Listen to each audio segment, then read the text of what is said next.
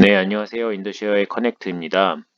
네, 어제는 저희가 방송을 하지 못했는데요. 개인적으로 좀 몸이 컨디션이 안 좋아가지고 어제 특히나 뭐 기사도 특별히 괜찮은 기사가 없는 것 같아서 어제는 방송을 쉬었고요. 2021년 3월 17일 오늘의 기사.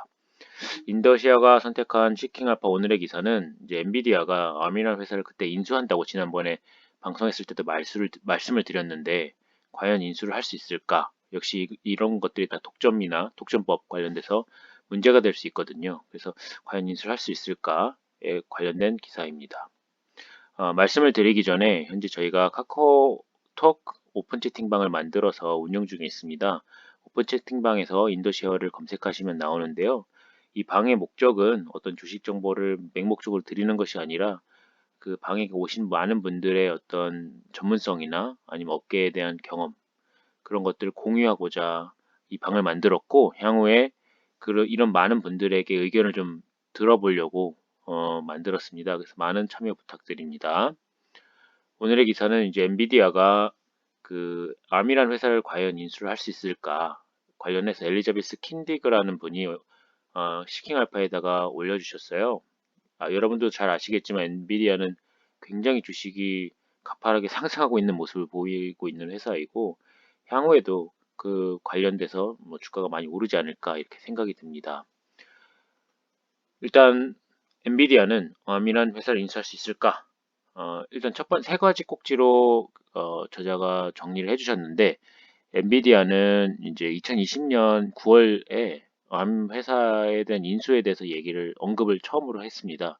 인수 가격은 약 40조 원 정도 돼서 테크 관련된 회사에서 인수 금액으로서 가장 큰 금액이라고 합니다. 암사는 조금 유명한 게 핸드폰에 들어가는 칩의 90%의 시장 점유율을 보유하고 있다고 합니다. 2019년 기준으로 약 한 220억 개의 칩을 수출하였고 굉장히 향후에도 해당 기술에 대한 수요가 높을 것으로 보여지고 캐시우드도 암사에서 만드는 칩에 대해서 굉장히 높게 평가를 하고 있습니다. 심지어 거의 모든 CPU가 암에서 만드는 칩으로 바뀔 것이다, 대체될 것이다라고 예상을 하고 있습니다. 그래서 캐시우드의 포트폴리오에도 보면은 엔비디아가 있습니다. 아마 엔비디아가 암사를 인수하는 가장 가능성이 높은 회사로 보고 있는 것 같습니다.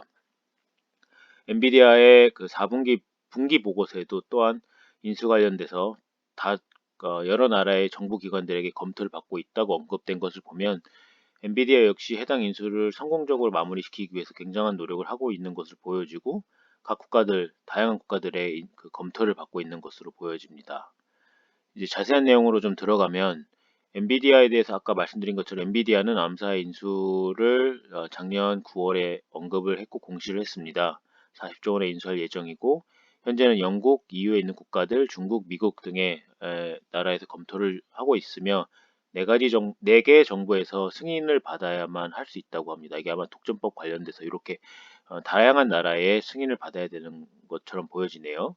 그리고 이제 뭐 여러분도 아시겠지만 마이크로소프트, 애플 등 퀄컴사 등 되게 많이 반대를 하고 있습니다. 당연히 이 암사에 대한 어떤 기술을 갖고 싶은 회사들의 반대가 굉장히 심한 상황이고 그러나 이제 엔비디아가 아마 인수 가능성이 굉장히 높은 회사로 보여집니다.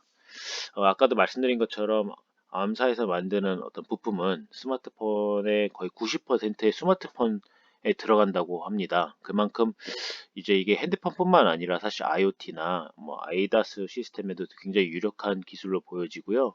현재는 소프트뱅크에서 해당 사를 보유하고 있고, 이 소프트뱅크는 사실 투자 회사이기 때문에 이 회사, 그 R사를 계속 보유할 이유가 없습니다. 그러니까 M&A라는 건 A라는 B 회사가 같이 합쳐졌을 때 굉장히 더 큰 시너지가 기대게 되기 때문에 M&A를 하게 되는데 사실 소프트뱅크는 그런 뭐 어떤 제조업 기술의 어떤 회사가 아니라 투자 회사이기 때문에 결국은 매각을 해야 된다. 그래서 매각 가능성이 굉장히 높은 상황이라고 저자는 판단하고 있습니다.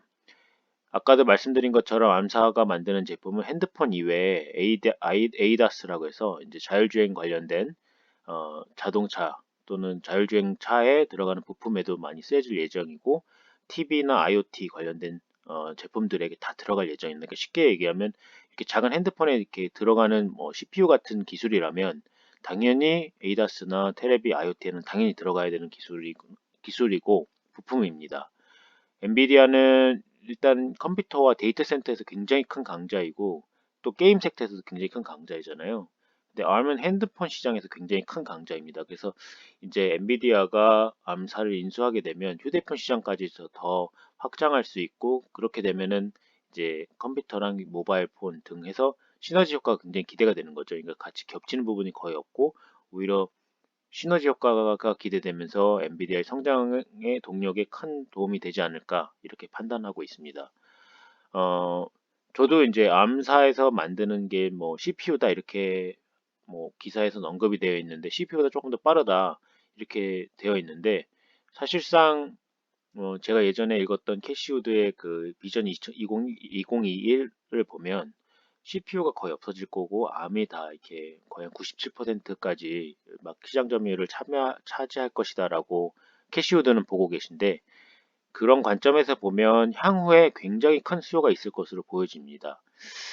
인텔이 1980년대부터 쭉 성장했던 그 어떤 배경을 보면 그 없었던 새로운 기술들이 혁신의 어떤 CPU가 만들어지면서 인텔이 굉장히 크게 성공했는데 이 이후에는 지금 암의 시대가 예상되고 있습니다. 아까도 말씀드린 것처럼 휴대폰 시장의 암의 점유율은 90%, 에이다스 시장에는 75% 정도 점유를 하고 있고 암이 그 지금 운영 중인 어떤 모든 시장을 관점에서 보면 34% 점유율을 보유하고 있습니다. 암사는 최근 한 2020년 매출이 한 2조 정도로 예측이 되고 있고 당기순이익은 현재 500억 정도로 추정되고 있습니다. 소프트뱅크에서 그 뭐 공시한 자료이기 때문에 현재는 상장 회사이기 때문에 소프트뱅크에서 언급된 정보로만 추정한 자료입니다. 일단 엔비디아는 해당 회사를 인수할 수 있느냐 관점에서 바라보면 충분히 가능하다. 이제 현금으로 보유 중인 현금과 그다음에 주식을 신주 발행해서 해당 회사를 인수할 예정이고요. 주식 발행량은 현재 발행량의 한 약 7% 정도 수준입니다. 그래서 아마 인수 소식이 나오면 긍정적인 부분에 있어서 주가가 오를 수도 있지만 주식 발행이 7%나 더 늘어나기 때문에 그런 관점에서는 주식이 더 내려갈 수도 있다. 이렇게 봐주시면 좋은데, 전 개인적으로 인수 성공 뉴스가 나오면 주가가 많이 오를 것 같다는 생각입니다. 일단 인수 핵심은 이렇습니다. 이제 암사와 엔비디아가 합쳐지면 사실상 그 다음 이 두 회사가 만들 수 있는 가장 큰 시너지는 인공지능이고요. 당연히 엔비디아는 데이터 센터 등 이제 어떤 데이터를 보유하고 있는 그 기능을 가지고 있고, 암사는 그걸 어떻게 보면 계산하거나 뭐 되게 빠르게 그, 그, 그 인공지능과 컴퓨터가 그러니까 기계 간의 대화라고 표현을 하더라고요, 저자는. 그래서 기계 간의 대화가 빨리 이루어지면 이루어질수록 인공지능이 사실은 가능해지는 거기 때문에 두 개사의 어떤 인수 시너지는 인공지능이다 이렇게 봐주시면 좋을 것 같고 다양한 국가들이 당연히 중국은 반대를 하고 있지만 국가들이 이제 AI 시대를 빨리 맞이하기 위해서 당연히 인구도 많이 줄고 있고 그런 관점에서는 그 생산성이 높아질 수 있는 인공지능의 개발이 매우 필요한데 인공지능 개발에 가장 큰 가능성이나 기여할 수 있는 국가가 또는 기업이 암살 인수해야 된다는 인식이 있고 엔비디아가 가장 가능성이 높다 이렇게 다양한 국가들의 정부는 보고 있는 것 같습니다. 당연히 중국에서는 이제 엔비디아가 암을 인수한 순간 그 인공지능 관련된 뭐 기술이 거의 미국이 보유하고 있는 미국에 있는 회사죠. 회사가 거의 독점하는 거에 대해서 굉장히 반대가 심하고 당연히 미국과는 경쟁하기 때문에 중국은 현재 반대 중에 있습니다.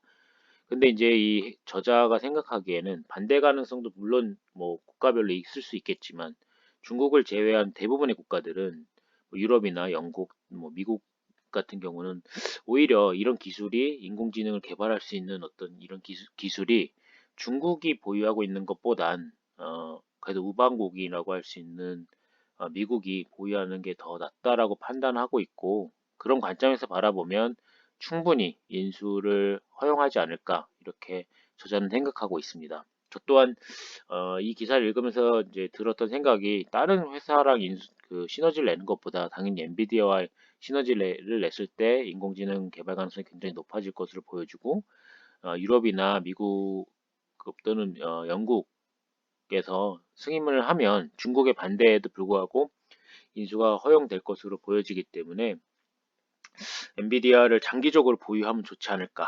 앞으로의 어떤 인공지능 시대에 굉장히 중요한 기술을 보유한 회사가 될 수 있으니 인수를 기대를 하면서 주식을 보유해도 괜찮지 않을까 이런 생각입니다. 자, 오늘 저희가 좀 어려운, 이제 저도 상당히 좀 어려운 내용의 기사를 읽으면서 정리를 해봤는데요. 이게 쉽게 풀어서 설명을 해드리려고 노력을 했습니다. 좀 유익한 영상이었으면 좋겠고요. 오늘 하루도 고생하셨습니다. 조코알 땡큐입니다. 감사합니다.